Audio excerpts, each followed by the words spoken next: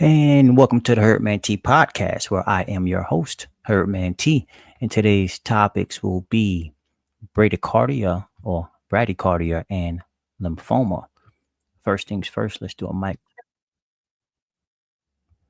All right, I can hear myself just fine.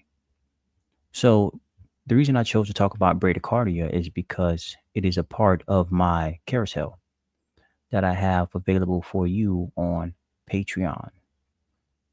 Patreon.com/herdmant. Let's put the banner up. Reminding you to eat more fruits, eat more vegetables, exercise, etc. And let's go ahead and add this to the screen here. There we go. So my carousels are basically cliff notes, as one could say, about certain so-called diseases or discomforts. So in this case, it's bradycardia. What is it? It's basically when the heart rate is slower than normal.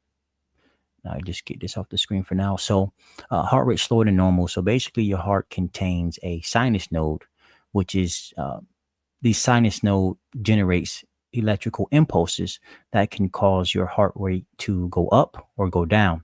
In bradycardia, your heart is beating less than 60 beats per minute. So a normal heart rate would beat anywhere between 60 and 100 beats per minute, and in bradycardia it is less than 60 beats per minute, accompanied with other things such as dizziness, fatigue, chest pain, etc. So what is bradycardia? A heart rate that's slower than normal, and typically one could argue that the sinus node is not doing its job in pumping the heart, and the sinus node is primarily influenced by your autonomic nervous system. This autonomic nervous system is primarily influenced by or controlled by either the hypothalamus gland, adrenal glands, or your stomach, or in combination of the three. So some herbs I have here that can help to promote your heart's function as well as influence the sinus node in some way would be hawthorn berries. Hawthorn berry or hawthorn leaf and flower is great for strengthening your heart. It has a cardiotonic action. You have goji berries that can be used to strengthen the arteries that can help to continuously have blood flowing to that sinus node or to the heart, which will bring oxygen towards it that can help to promote the heart's function.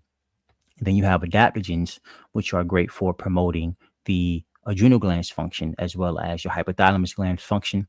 They have a relationship where when your body enters into fight or flight mode, they communicate with each other in order to help you either flee the scene or stand your ground and fight. Some examples of herbs that have an adaptogen action would be Siberian ginseng, licorice root, as well as schisandra berry. And also you have ginkgo leaf that I mentioned in the carousel that can be used to help just promote overall circulation throughout the body. So continuously getting oxygen and nutrition to different cells, but in this case, bringing that nutrition back to the heart, as well as bringing nutrition towards your adrenal glands, hypothalamus gland, as well as your stomach. I'm not sure if I mentioned the stomach, but I'll just recap again.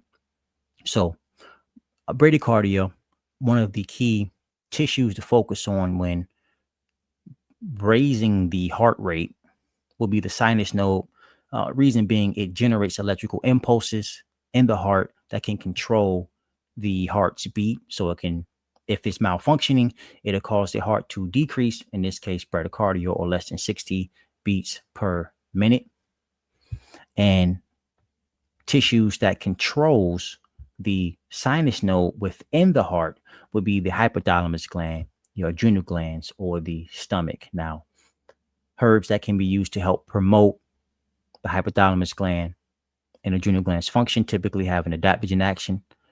And then herbs that can be used to promote the stomach's function would typically have a nervine action or a demoscent sort of action. So nervine promotes the nervous system's function in some way, and then demoscent can be used to help reduce inflammation in the gastrointestinal tract, or basically on whichever cells they touch.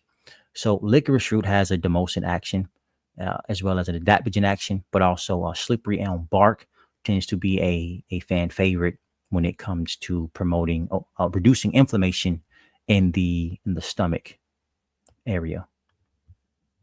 Also, to when looking to promote your when you're promoting your adrenal glands function, it also helps to promote the function of your colon, or another part of your gastrointestinal tract, which your stomach is a part of. So it goes a lot deeper, but I'll just leave it there for now. Now, next topic is a question I got: lymphoma. Hi, what can I use for lymphoma? So, if you don't know what lymphoma is, you can head over to mayoclinic.org to see what they consider it to be. Lymphoma. Basically, they're going to say lymphoma is a cancer of the lymphatic system.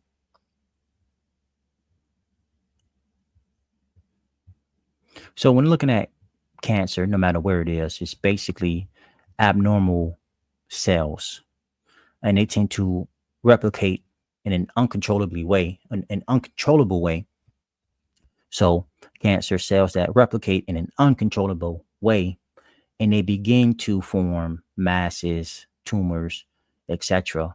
And they're not an issue until they begin to disrupt nervous vessel function, um, artery function, etc. Um, in other words, they're not a problem until they start to obstruct blood flow or the nerves. Then they become an issue, and then they want to go on and remove it. But in order to eliminate these abnormal cells or this cellular waste, you need to know how to move lymph, or you need to clear out your lymphatic vessels. And one way to do this would be to consume herbs for the kidneys and adrenals. Herbs for your kidneys typically have a diuretic action. Some examples would include cleavers, juniper berries, as well as cordyceps mushrooms.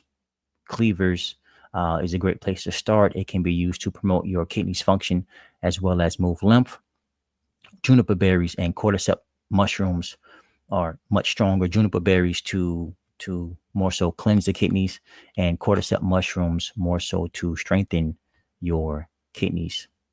But of course, consult with your healthcare provider before using herbs, or even talk to your local herbalist about using herbs, because yes, you want to promote your kidneys function, but also remember you got to promote your adrenal glands function as well. They work hand in hand. Your kidneys become weak, your adrenal glands will soon follow.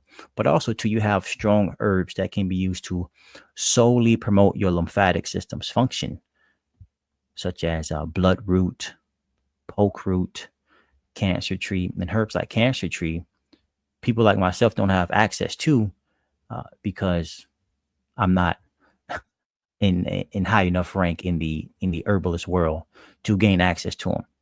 You have to go through, I just say, the proper channels in order to get them. But really strong herbs, and if you don't use these herbs properly, like cancer tree, you can do a lot more harm than good a lot quicker. So there's a reason why only certain people have access to these strong alternative herbs. And you know what? I'll end the live here. Little one is up. And yeah, thank you for tuning in. Hopefully this helps.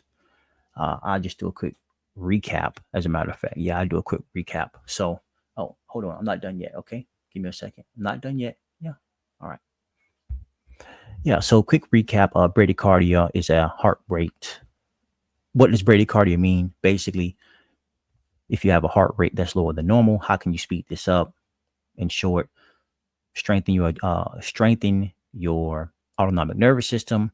Get herbs that focus on strengthening the hypothalamus gland, adrenal glands, and your stomach.